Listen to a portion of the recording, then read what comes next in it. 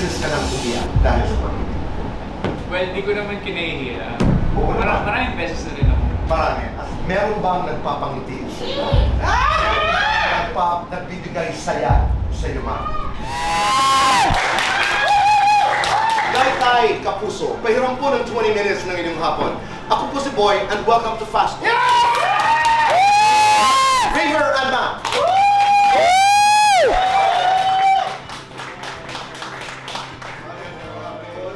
Maraming salamat. Nagdaan ka ba sa buhay mo na umibig ka pero hindi safe ang iyong pakiramdam? No, Tito Boy, pag nararamdaman ko na yung feeling niya, ina-assertan ko ng effort and pinapakita ko talaga yung pagmamahal. Pag nararamdaman mong hindi ka safe, Yes, kasi... nagpapakita ka ng more love, gano'n? Yes, gano'n naman ako, Tito Boy, kahit sino naman sa atin pag tayong love. For me kasi sobrang...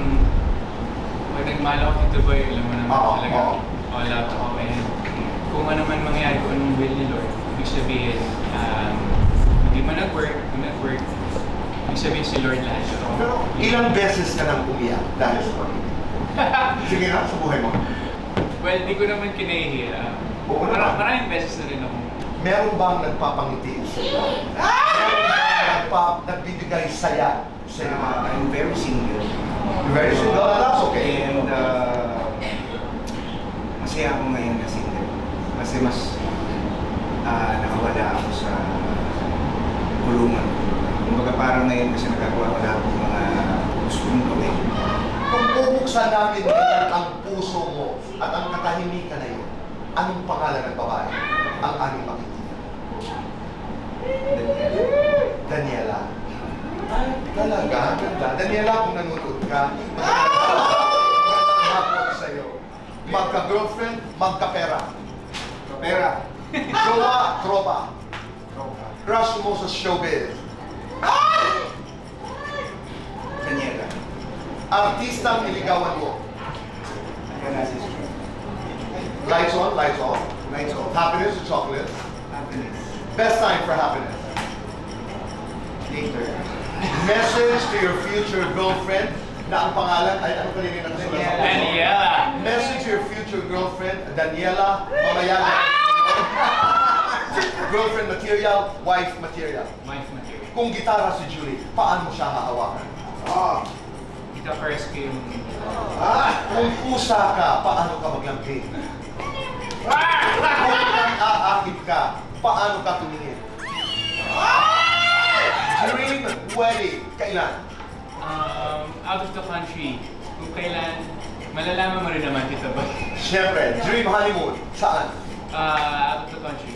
Pinaka-hot si Julie kapag? Kapag tinititigan niya ako, Naiinis ako kay Julie kapag? never ako mainis sa kanya. Namimiss ko si Julie kapag? Miss ko na siya ngayon. Lights on or lights off? Lights on. Happiness or chocolate? Chocolates, sweet ako eh. Best time for chocolates. Kanina, I had one. Gagawan mo ng kanta ang iyong love story. Give it a title. Totoo. Pakarami yung dapat abangan sa Nagtala. Unang-una sa lahat, napakaganda po ng pelikulang ginawa namin. And napakaganda po ng musika na inandog ng pelikula. At higit sa lahat, napaka-inspirational ng aming film. Hindi ba, ma'am? Sobrang inspirational nung Sinagtala sa mga, lalo na sa mga taong broken. Hindi lang sa pag-ibig, kundi sa hirap ng buhay.